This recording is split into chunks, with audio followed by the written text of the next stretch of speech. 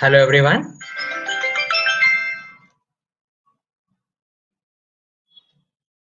Hello.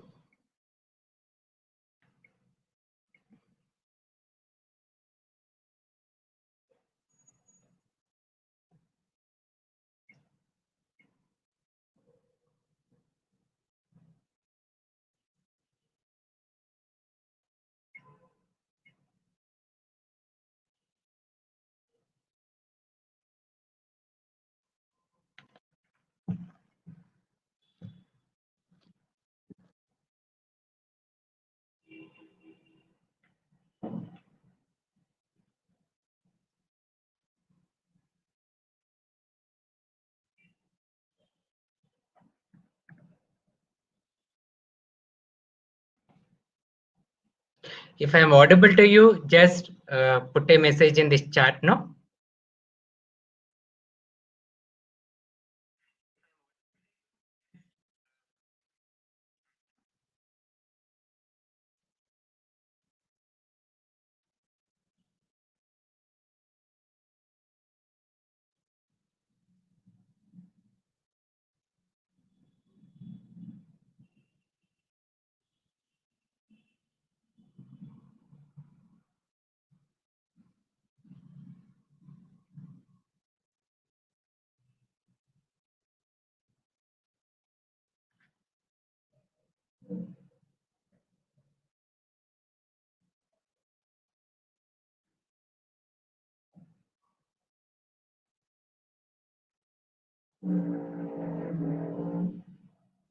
Am I audible? Good evening, Dr. Ankit. Just a moment. I don't know why my computer has become so slow today.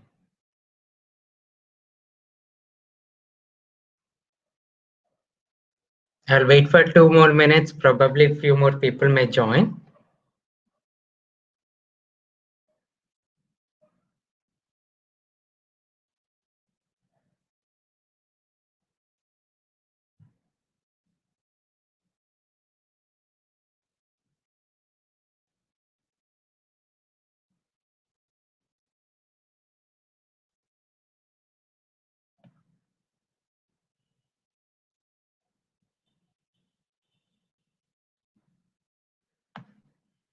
Fine. So Dr. Kirtan and Dr. Madan and everyone who has joined the webinar, thanks. Thanks for joining, and let us go into the topic. In this topic, which is CT Brain Made Easy. This app designed specially for the young doctors like you, who need to know the basics. CT scan of brain cannot be taught in a single day. It requires a lot of expertise. It requires a lot of patience and persistence. And if I try to cover the entire basics also in a single day, it becomes very clumsy and you'll not be able to comprehend anything. So probably CT Brain I will take in next 3 or 4 sessions. In each session, I will try to clear 1 or 2 or 3 topics which are very important to learn. So in this topic today, I'm basically going to answer three questions. First one, by the end of this topic, you should be able to answer whether there is a skull fracture or not. Second question, you will have to identify things which are hypodense, which are isodense, and which are hyperdense. Third one, you will have to identify the basic pathologies like an infarct, bleed, hair, that is pneumocephalus, and some of the basic things, cerebral edema and all these things. So in this session, we will touch only these 3 things. In 1 hour, we will not be able to make more than this. So let us start. And one thing which I request you, every person who join the chat, try to be active.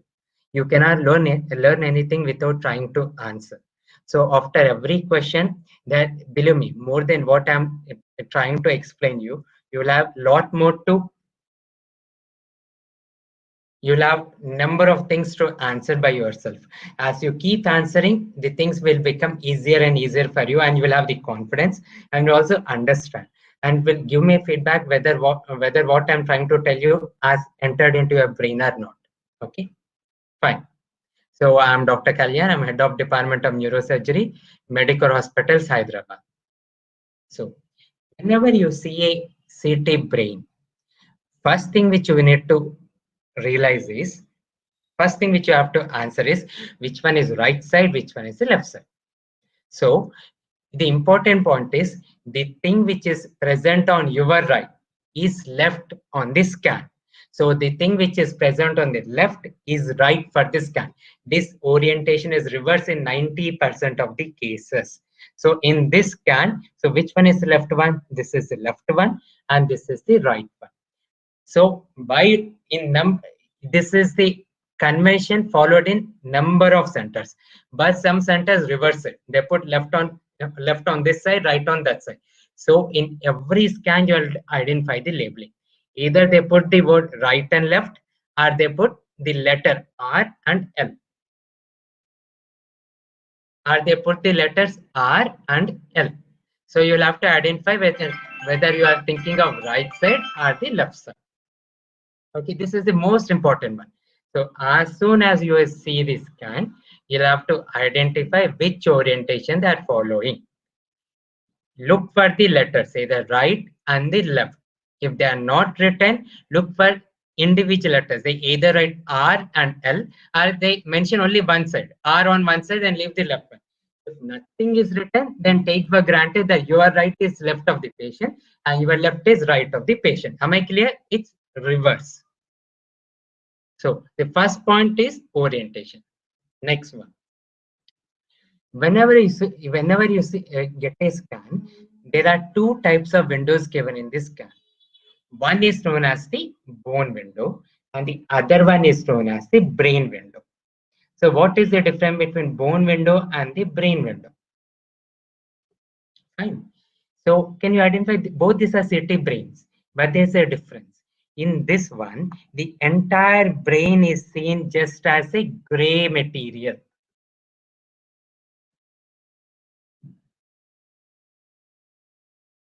Okay, this entire brain is uniformly seen as gray matter.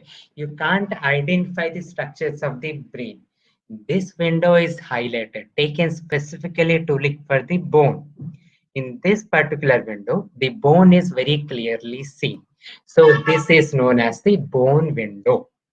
Whereas when you see this one, along with the bone, even the brain parenchyma is clearly seen. See, you can identify the sulci, you can identify the ventricles, which is, this is all the temporal lobe and all the brain parenchyma, white and gray matter. So you will have to look. So when you see a scan, the first thing which you have answered is what is right, what is left. Second thing, you should consciously look for where are the bone windows, where are the brain windows. In the bone window, you will look for bone. So as the name says, for any pathology involving the bone, you will look for the bone windows. And for any pathology involving the brain, you will look for the brain windows. It's so obvious. But if you try to look for a brain pathology in the bone windows, you will miss it. Similarly, if you look for a bone pathology in the brain window, there is a high chance that you can miss it. So always look for brain pathology, bone pathologies in the bone window. So these two things are the basic things which you look for when you look for a scan. So we have identified what is right, what is left. Santosh seminar తీసుకుంటానండి ఒక 1 hour లో phone చేయాలి webinar లో ఉన్నా నేనే నీకు phone చేస్తాను okay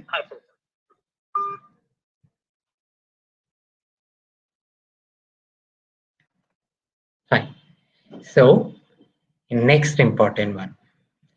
I'm sure, pretty sure all of you would have, at least number of you would have attended my basics anatomy of the brain. I know the anatomy classes were boring, but I have taken that one because until you understand the anatomy, the clinical aspects become very difficult. So let us revise your anatomy. This is the particular anatomy which is important for understanding the CT brain.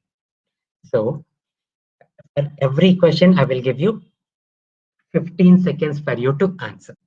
So basically what I want to tell is these lines which are being shown are the suture lines. Okay, this line number blue line, which is horizontally located, is known as the coronal suture. The horizontally located line in the anterior aspect is known as the coronal suture. Similar line which is present posteriorly is known as the lambdoid suture.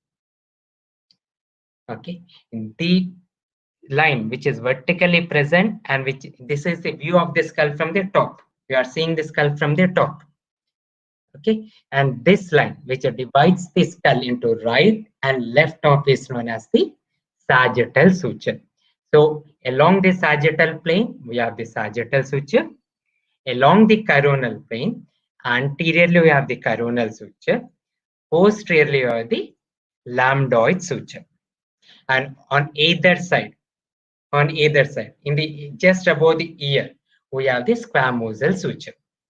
So you will have to remember these four sutures. This one is known as metopic suture, which is not present in the adults.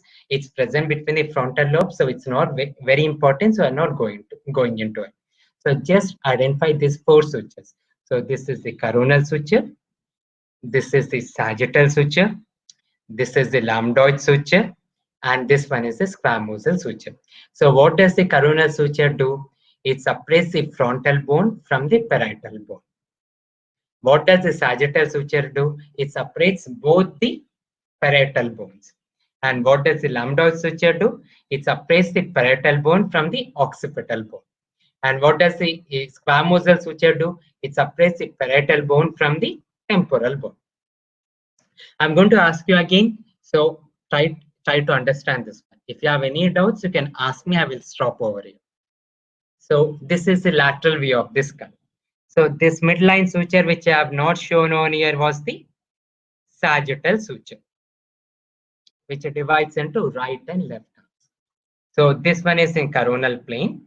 So this one is the coronal suture, which separates the frontal bone from the parietal bone. This green one is the lambdoid suture, which separates the parietal bone from the occipital bone.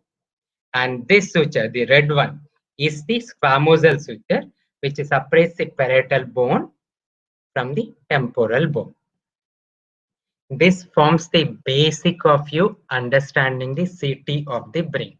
So next, you will answer the questions. After every question, I will give you 10 seconds time. In 10 seconds, try to answer the question. Okay. So what are bones number 1, 2, 3, and 4? Label them, answer them in the chat. Answer 1, what is that bone? Answer 2, what is that bone? Answer 3, what is that bone? And answer 4, what is that bone? I'll wait for 10 seconds.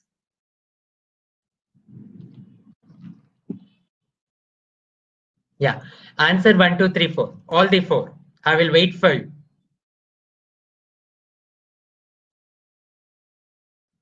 Yeah, Dr. Ankit, he was right. And every one of you, I want every one of you to answer. I won't hesitate waiting for you even if it becomes slow. But these are the basic things which everyone, it should be on your fingertips. Even if you ask you in sleep, you should be able to answer. It should be clear.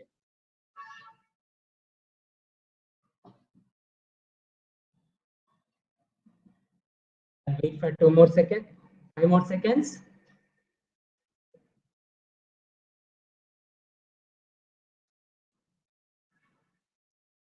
Yeah. Few more people have not answered. I'm waiting for them. Every one of you are right. So these were the 4 bones which are understood. Okay, so first one is frontal, second one is parietal, third one is occipital, and fourth one is the temporal. Now, labeling. What are the sutures A, B, C, and D?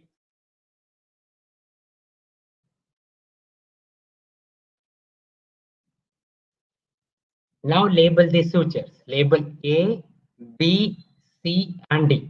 Again, I will wait for 10 seconds.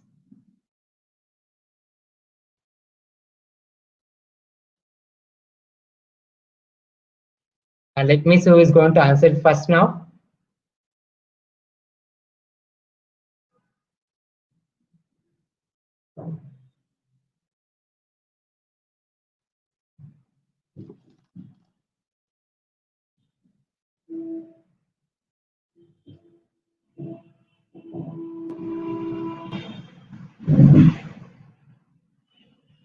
A coronal, B sagittal. So Dr. Ankit and Dr. Human Mechanic, whoever may be, so they have answered this first. But I want every one of you to answer.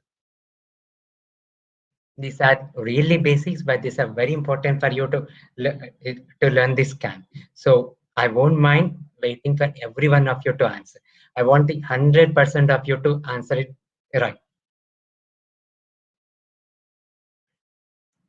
C is Famosel and D is Lambda. Right. Every one of you have answered, right? So similar thing. Again, you'll have to identify all the four. Yeah. Thank you, Dr. Fayaz. It's a great privilege for me to have you here. Thank you very much. And now, so similar one, try to identify the lateral view. What are the bones 1, 2, 3, and 4?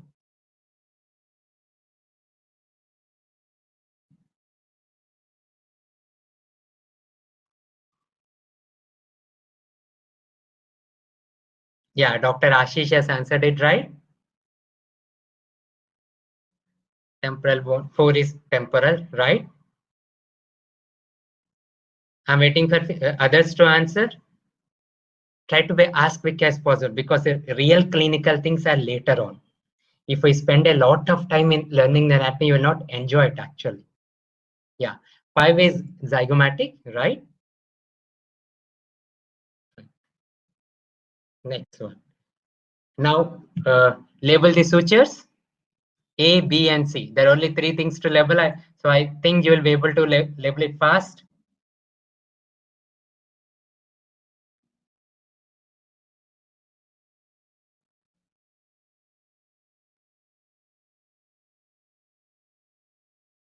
A, B, and C. There are only 3 sutures. I think so. You should not take time.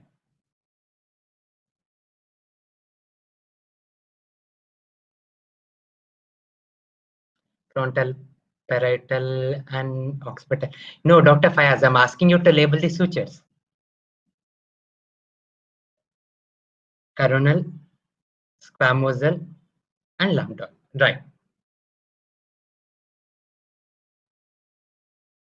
Fine. So A is coronal, B is squamosal, and C is lambdoid. Now, so the first clinical question, which is a target today, is to identify fracture and the suture. There are so many differences which I have elaborated over here, but practically, how do you identify? So I'm telling you. So these are the sutures. Can you see when you look at a suture, the margins are zagged? They're not a straight line. The margins are zigzag. They're just like a jip. You have things getting interconnected into each other. How many of you are able to identify the zigzagness of the suture? Whoever has appreciated on this picture that zigzag interlocking nature of this one, try to say yes. How many of you have identified it? The zigzag. Most important thing is, why did I tell you to identify the sutures? Why was I trying to teach you sutures? Because whenever you say fracture in the skull, the first differential diagnosis is whether you are able to differentiate fracture from a suture or not. Sutures appear as fractures. So you should be able to differentiate this is a suture, this is a fracture. So sutures have a zigzag margin. Second one, let's concentrate away from the suture. Every bone has a cortical bone. So this is all the cortical bone, which is white in color. In between, we have the bone marrow. This gray color is the bone marrow. So when you see a suture line, we will find a zigzag, and either side you can see a cortical hyperdensity. So we have a suture which is zigzag line. On either side, we have the cortical bone. So these 2 things you will have to look into. Okay, am I clear? Yeah, this is the sagittal suture as Dr. Fayaz has told. So how to differentiate from suture from a fracture? First one, suture line will have zigzag margins. Second one, on either side of the suture line, you can find dense cortical bone. Third one, sutures always lie in the anatomical side. So if there's a line exactly in the midline, most probably that is sagittal suture and not a coronal suture and not a fracture. If there is a doubt, suppose you are thinking there's a fracture at the level of the coronal suture. You can just compare with the opposite side. So you'll have if there's a similar thing symmetrical on both the sides, it's most probably suture. But if it's present only on one side, it's most probably fracture. And over the fracture side, you can find some swelling of the soft tissue. So let's see. So now are you able to say what Dr. Fayaz has told? So this one is a sagittal suture. Similar, this one is this is an axial cut. So you have taken axial cut. So in the midline, you will see sagittal suture in the front, sagittal suture in the back. So and so what is this suture? This is the coronal suture. This is coronal suture on the left. This is the coronal suture on the right. Okay. Now we'll see. Now this one. So let me say this. I'm saying as A. This I'm labeling as B. This I'm labeling as C. So is A fracture or a suture? Is B a fracture or a suture?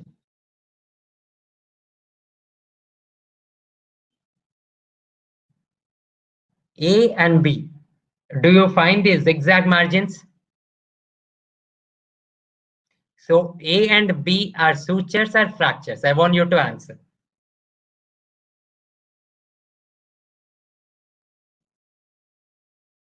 Yeah, because they are straight, they are linear, and they are not zigzag. Now let us see. So answer me what is A. Answer what is B.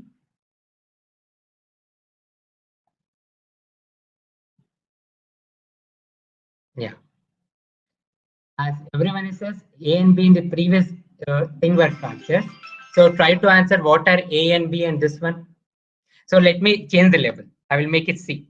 So answer what is C, what is D, so that I will not have a confusion. So what is C and what is D?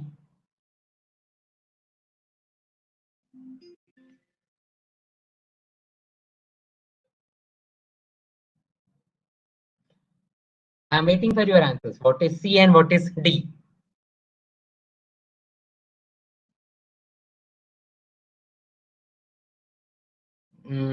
Dr. Fayaz, can you try to look at once again? This is C.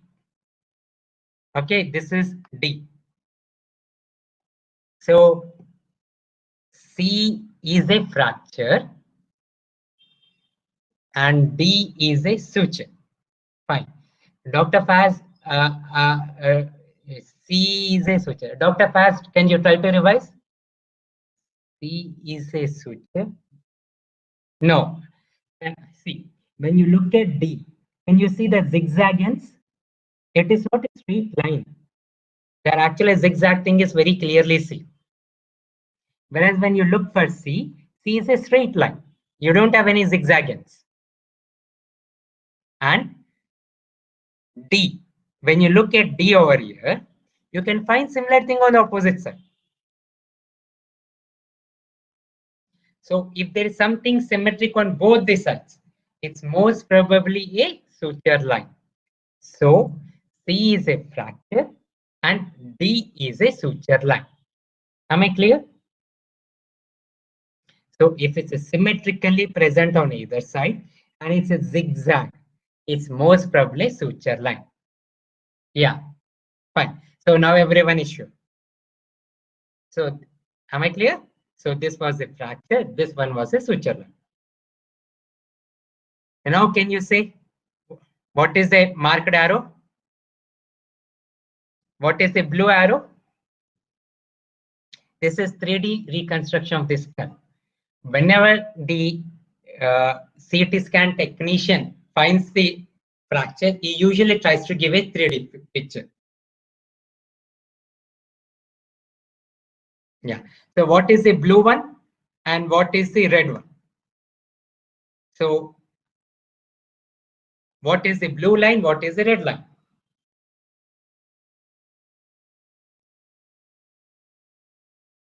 So blue line is a fracture Answer, what is the red one? Answer as red R followed by. Red one is the sagittal suture.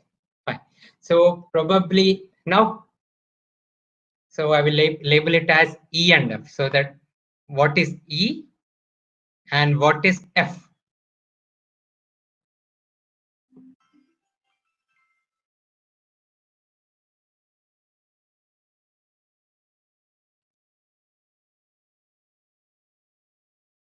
What is E and what is F?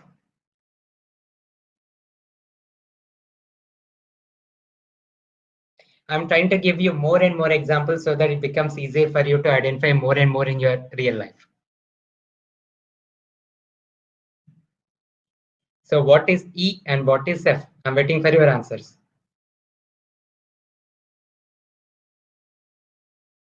E is a fracture. It's a comminutive fracture, and more specifically, it's a depressed comminutive fracture. One fragment is going into the brain. So it's a depressed comminutive fracture. And F is a suture line. Fine. Actually, F is a lambdoid suture. Can you see similar thing on the opposite side? We have two things on either side. Fine. So I think now we are able to say, yeah, F. Maybe it's not clear, but you can see you have a similar thing on the opposite side. So which is zigzag. So any zigzag one is a suture. Fine. So probably I'm pretty sure now any one of you will be able to identify the fracture. This when you correlate with the clinical findings. Suppose you have a doubt whether suture line or not. You examine the patient. Yeah, Dr. Fahaz is saying they are not similar. This is because when they take a CT scan, the slight obliquity of the head, then they will not be exactly similar. So it depends on how symmetrical they take the cut. So probably I'm very sure that by this time you will be able to identify the fractures. Can you say until now, what were the windows I have shown you? I have shown you brain windows or bone windows. I was looking for bone pathology. Fracture is a bone pathology. So we will have to look for brain windows and bone windows.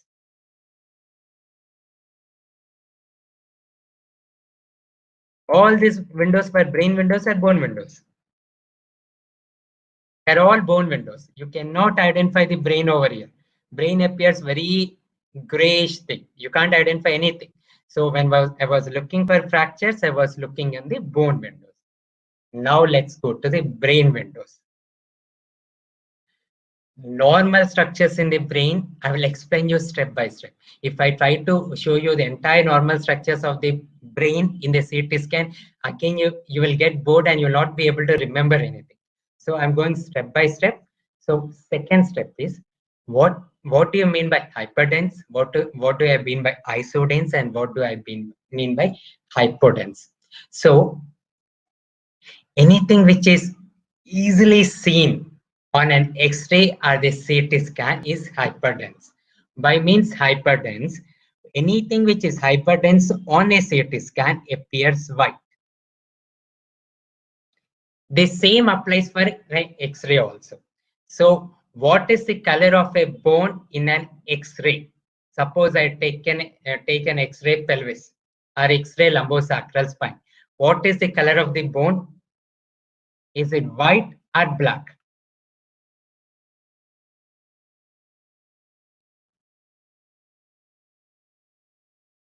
Bone appears white or black in an X-ray lumbosacral spine. White. Bone is hyperdense. All the hyperdense structures, they are white in an CT scan. They're also white in a X-ray. Suppose we take, what should I say? I take air or fat.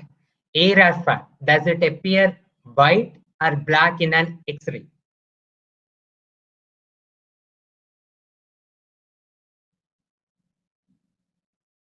Bone appears white in both the bone window and also the brain window. It appears white in both. Yeah, yeah. HU units nearly 1000. We'll come to HU units later on. So, what is the color of fat in an X-ray lumbosacral spine?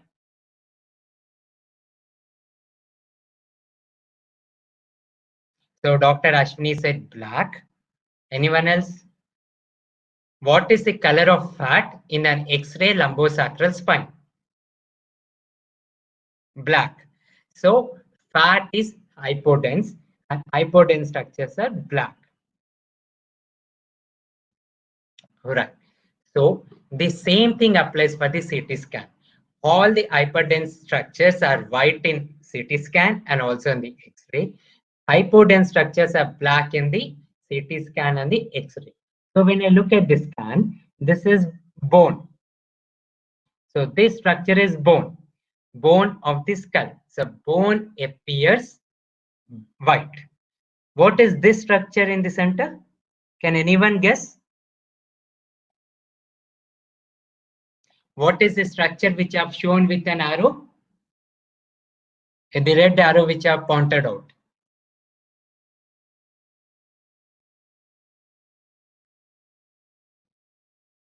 Yeah. Now try to answer what is the structure which I have labeled with the red arrow.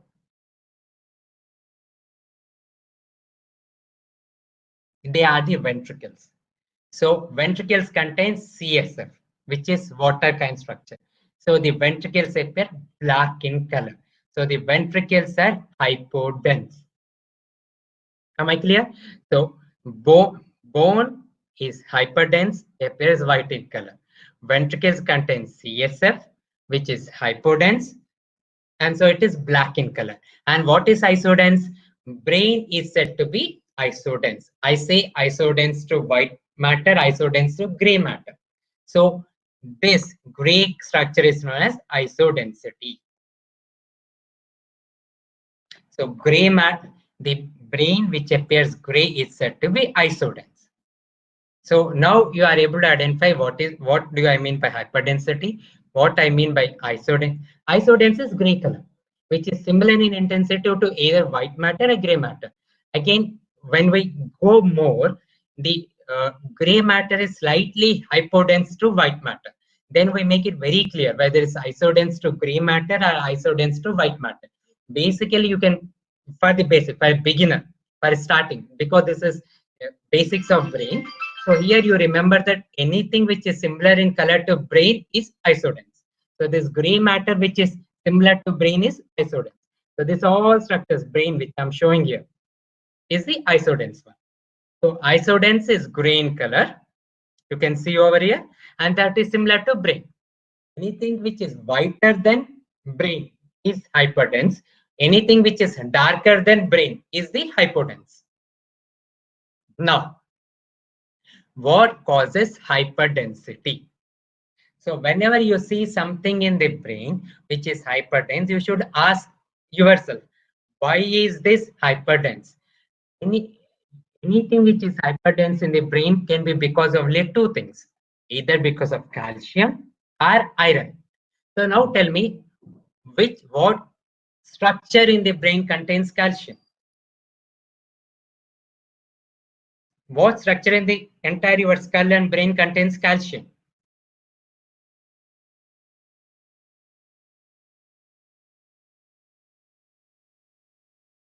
I'm waiting for your answers. If you don't know, just say no.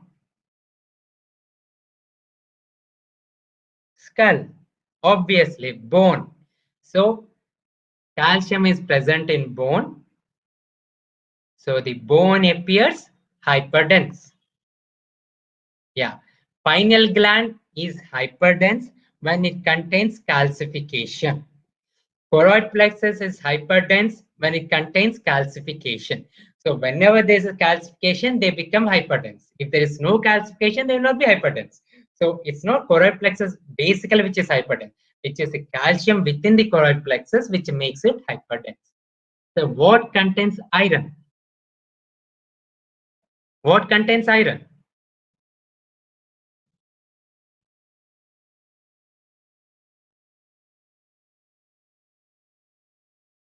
So where is iron present within the Brain.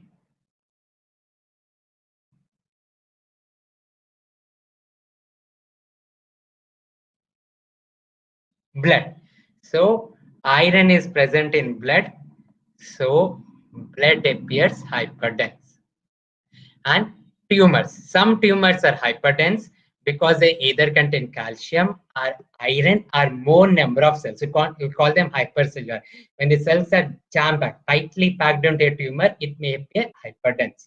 So whenever you see hyperdensity, you think only of these three things: either bone because of calcium, blood because of iron, a tumor which may either contain calcium or hyperdensity, hypercellular tumor.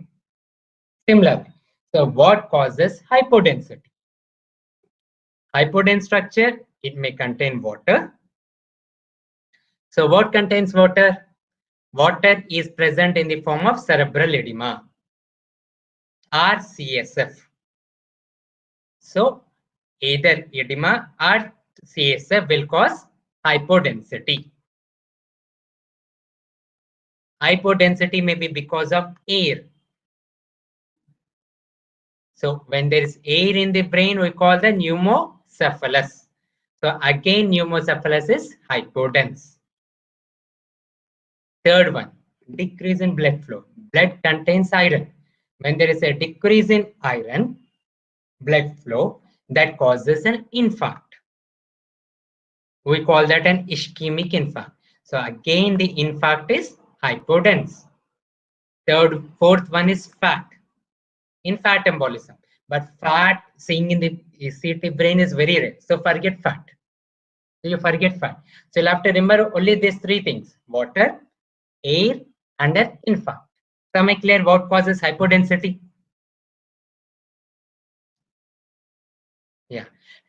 When this is clear, suppose it's a hyperdense structure.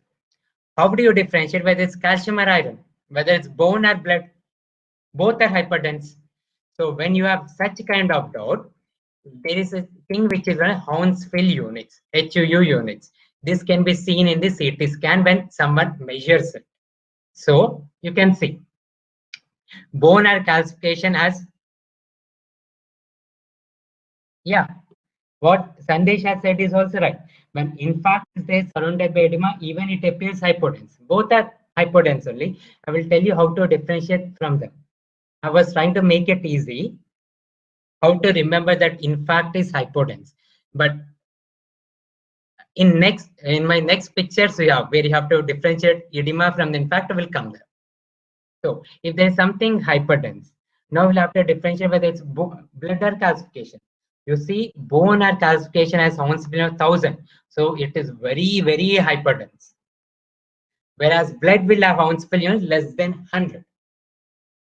So if you have a doubt whether it's bone or blood, you will measure the Hounsfield units. If the Hounsfield units are less than 10, less than 100, you will think of blood. And if the Hounsfield units are more nearly 1000, then you will think of bone. Similarly, you will have to differentiate air from water. If it is around 0, it is either CSF or water, as near to 0 as possible. And if it is very low, near 1000, then it will be air. Okay, but by seeing with a visual impression, you can, when you compare with the bone, if that structure which I'm supposed to identify similar, if the whiteness of the bone is similar to that structure, you think it's a calcification. Similarly, when you look for hypodensity, you will compare with the ventricle. If it is similarly hypodense to the ventricle, you will think it is water and edema. If it is more hypodense than ventricle, you will think it is air.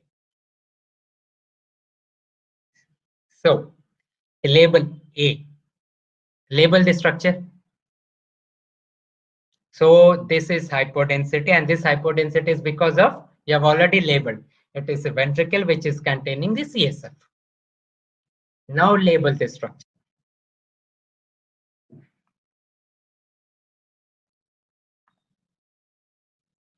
Now what is this?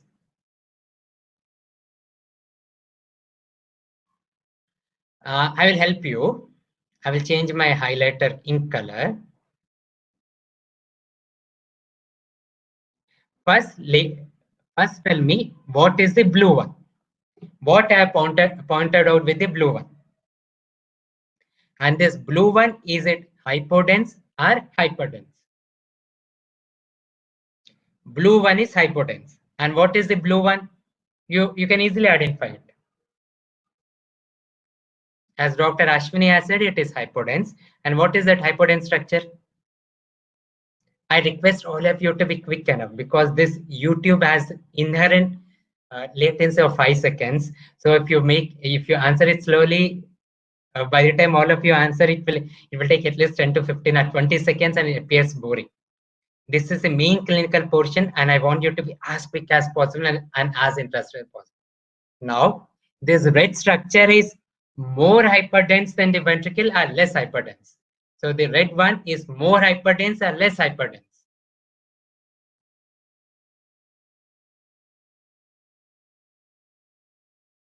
The red structure is more hyperdense or less hypodense. You'll have to compare with the ventricle. So when compared to ventricle, this structure is more hypodense. So what are the more hypodense structures than water? We have only fat and air. Fat in the brain is very rare. So this is air. So what is this? So this is air. So this picture is a pneumocephalus. And why did air come over here? Can you see this? What is this? This is a fracture. This is a fracture. So this patient had a fracture. Yeah. So this patient had a fracture. Through the fracture, air entered into the skull, and this air is compressing the ventricles. So am I clear? So this is a patient who had a RTA, road traffic accidents, and because of the road traffic accident, he has a fracture of the skull, and through the fracture, air has entered into the blood. Can you all identify the small specks of fracture all around? I will show you. I will take a pen. Can you see? There is air over here. There is multiple specks of pneumocephalus. There is air over here. There is air over here. Okay. All these are small specks of air which has entered all through the skull.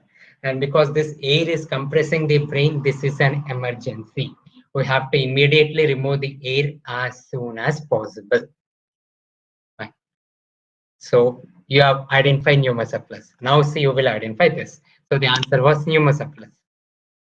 Now identify all these structures. This hypodensity all around. Can you see?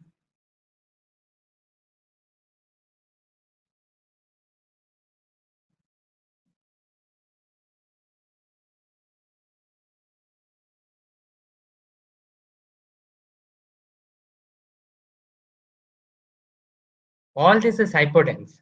Ventricle contains pure water. Hounsfield units of 0. And now compare this. Yeah, that is corona radiata, but this is abnormal.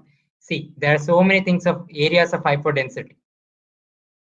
The structure which Dr. Sandesh has seen is corona radiata, accepted. But not ischemia. It may be a result of ischemia, but what is seen is not directly ischemia. Can you identify this finger-like projections? Can you identify this finger-like projections like amoeba? Pseudopods like an amoeba here and there, everywhere.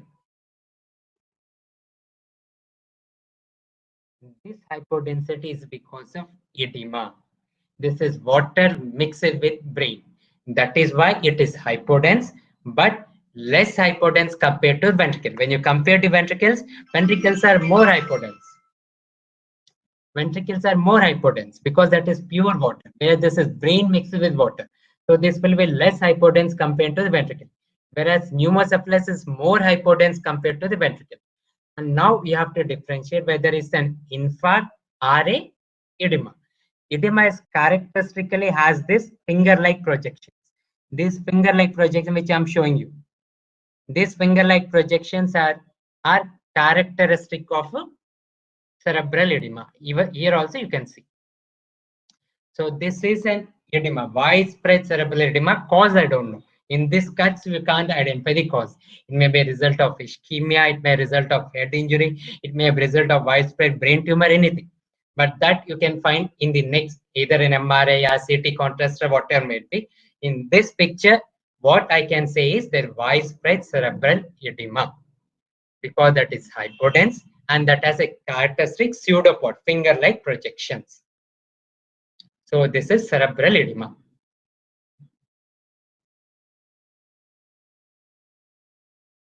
Next, now try to identify this.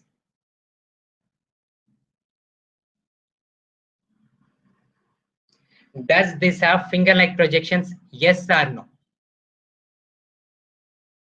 This is an hypodensity.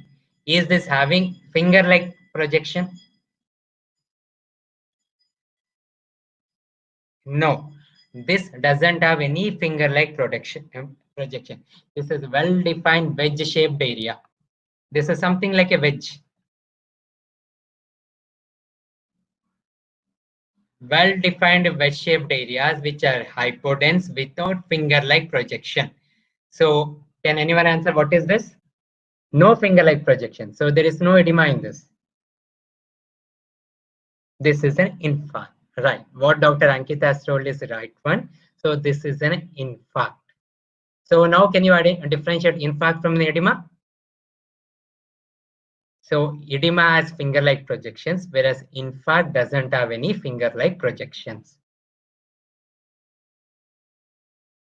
Cerebral infarction. Right. So this is a cerebral infarct.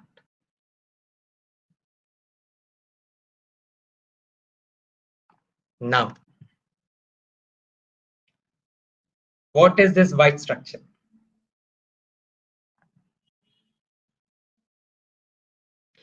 Is this white structure more hyperdense than brain or less hyperdense than brain? So compare with this bone and compare this one. Is it more hyperdense or less hyperdense? This part or this part. Compare it with the bone. This is the bone. Why are you saying air, Dr. Ashwini? Air will be hypodense. This is hyperdense. So air doesn't come into differential diagnosis only. Yeah.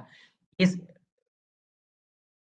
no, Dr. Ankit, compare this one. You can see there is some hypodensity within this hyper one. Yeah.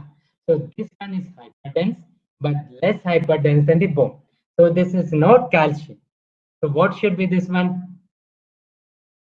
So this is not calcium. This is iron. Calcium is very hyperdense. That has a Hounsfield units of 100. So this hyperdensity is less than the calcium. So this is iron and this is blood. So this is subdural hematoma, as Dr. Sandesh has told. This everyone, is it clear to everyone? Why this is blood?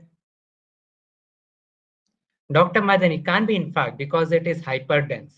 Infarct is always hypodense. So is everyone clear this is blood?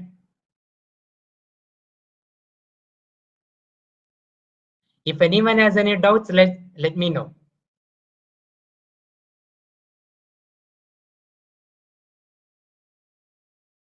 Is it clear for everyone?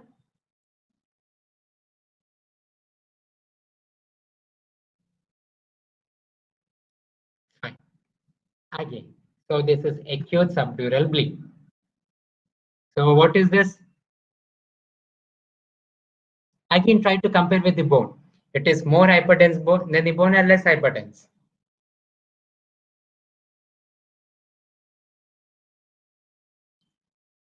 So again, what is this? This is bone or blood. We have only two differential diagnoses: bone, blood, or tumor.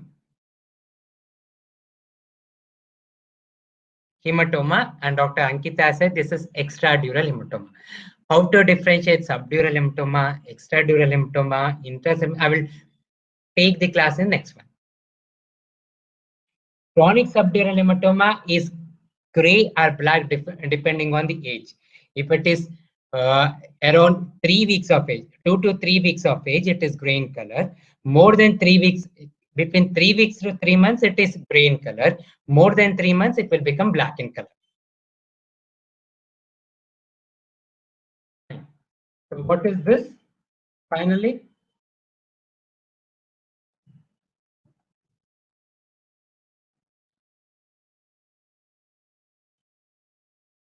So what is the red color one? And I will show you something else which you have concentrated or not.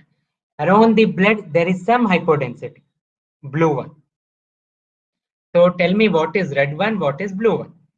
So red one is the intraventricular hemorrhage, intracerebral bleed, okay. And what is the blue one? There is something surrounding the blood. What is that?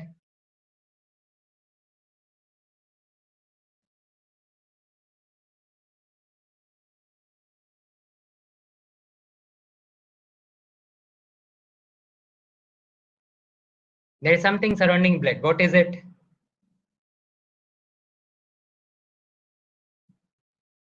Right, blue is edema. That is the vasogenic edema surrounding the blood. Fine. I think this is the end for this session. So I think I was able to convey you how to identify. Actually, I was trying to answer 5 questions. Yeah. But as Dr. Ashwini has said, you can find some finger-like projections. Can I show you? See, this is actually not clear, but this is a finger-like projection. This is the finger-like projection. If you can zoom it, you can see all these finger-like projections. Yeah. There's a bleed in the basal ganglia. What I am writing is this is the basal ganglia. This is the bleed in the ventricle. This is actually intracerebral bleed which has ruptured into the ventricle, forming an intraventricular hemorrhage. So actually in this session, we have answered 5 questions. First one, you were able to say which one is right, which one is left one. Second one, you are able to answer whether you are looking at the bone windows or the brain windows. Third one, what you were able to answer was whether it's a fracture or a suture line. Fourth one, you were able to identify hypodense, hyperdense, and isodense structures. And fifth one, you were able to identify some of the basic pathologies. So in this session, my target was for me to make you understand these 5 things.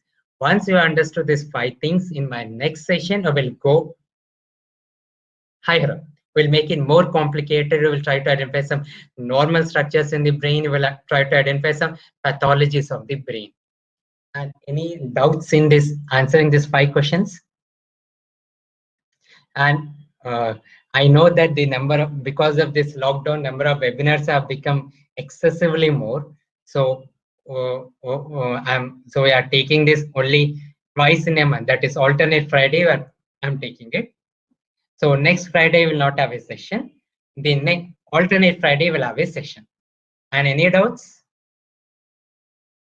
If you have any doubts, I will wind up this session, and thank you all for attending this session. And whoever has attended this session, try to give a comment below the live session on the YouTube. Try to subscribe to this channel and kindly let your friends know. And all the next sessions will be clinical thing only. I will speak about Parkinson's. I will speak of some cerebral palsy. We'll speak about infarct. We'll speak of head injuries. We'll speak about meningitis and make it more clinical and more practically useful. Thank you all and good night.